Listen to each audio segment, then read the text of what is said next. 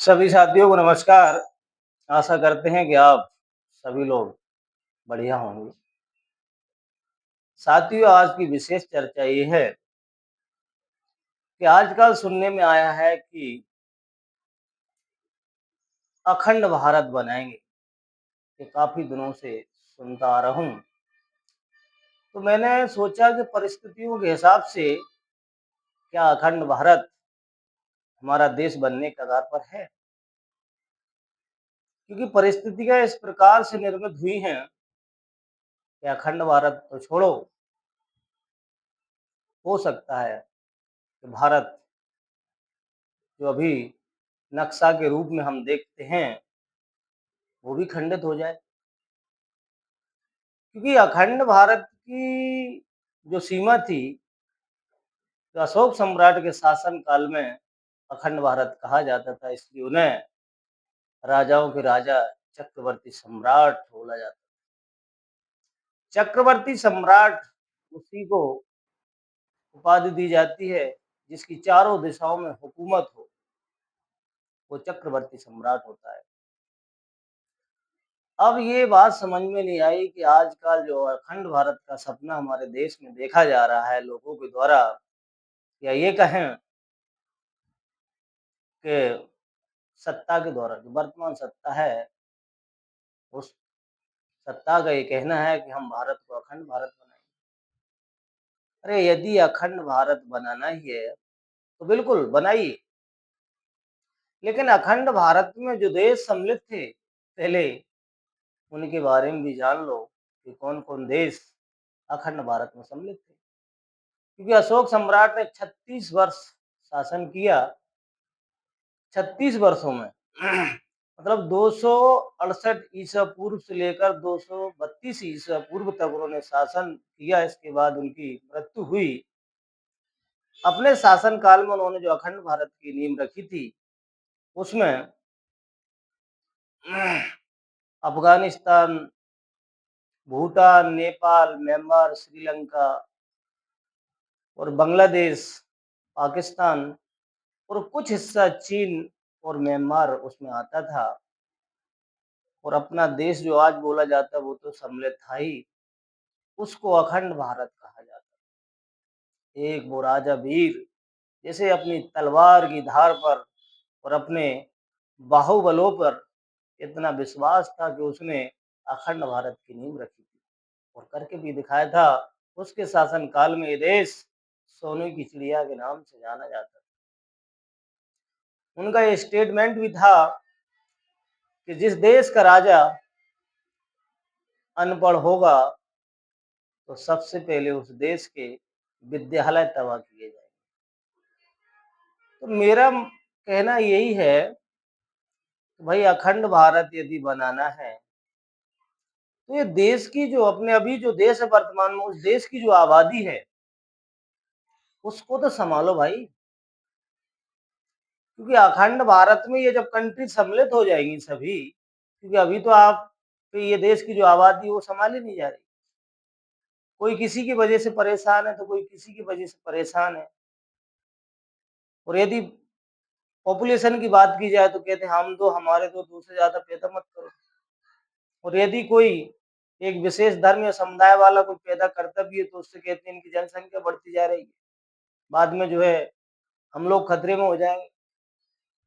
तो जब यदि अखंड भारत बनाना ही है तो ये पॉपुलेशन यदि संभालना आ गई शासन को या संभाल सकते हैं, तब तो ठीक है, आप बनाइए।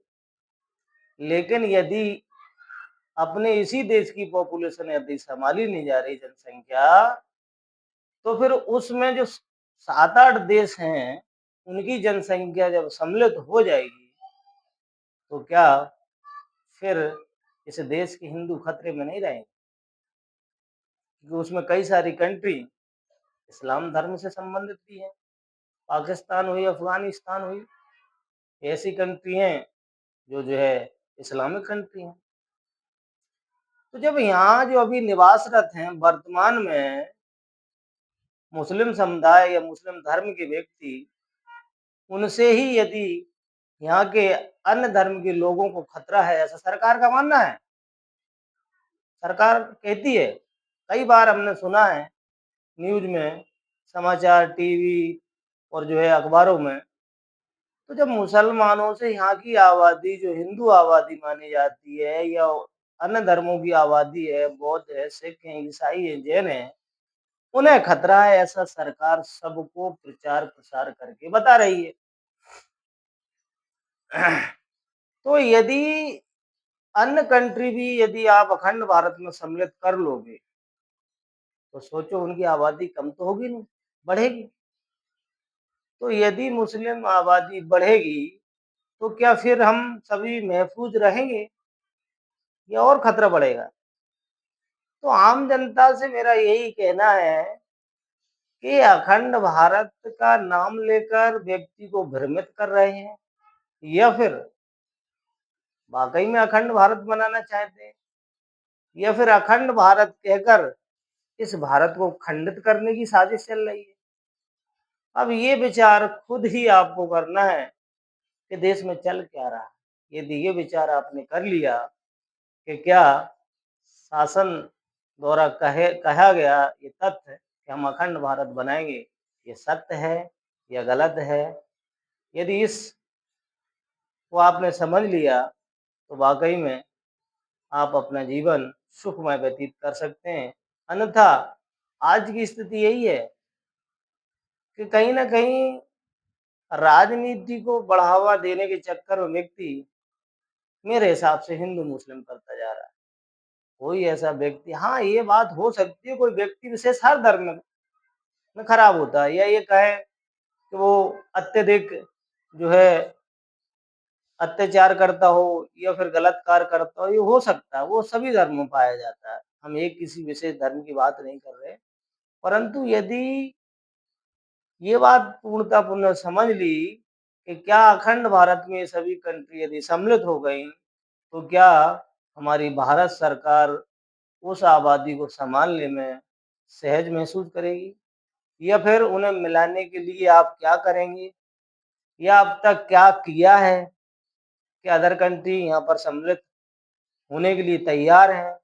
या फिर आप ज़बरदस्ती मिलाना चाहते हैं? ज़बरदस्ती तो किसी से कर नहीं सकते, क्योंकि ज़बरदस्ती की तो सीधी-सी बात है, आधुनिक में सभी के पास सेना है और सभी लोग हथियारों से सक्षम हैं, तो युद्ध करोगे।